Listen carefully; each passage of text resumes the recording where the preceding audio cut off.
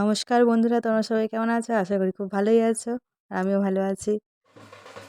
এই ভিডিওটা প্রায় কয়েক মাস আগে, তো আমি এডিট করতে ভুলে গিয়েছিলাম। আমার গ্যালারিতে পড়েছিল, হঠাৎ করে দেখলাম যে ভিডিওটা রয়েছে, তো ভাবলাম যে এডিটটা করে নিই।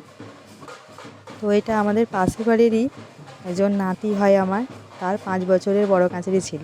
তোমরা ভাবছো নিশ্চয়ই যে 5 বছরের বড় কাছারি কেন? আসলে তার মানসিক ছিল যে 5 বছরেই পুজো দেওয়া হবে। আর এই যে এটা সানির বড় কাছারি ঠাকুর আমাদের কিটুদা নিয়ে দাঁড়িয়েছিল। এই যে আমাদের সানিদা, এরই বড় কাছারি।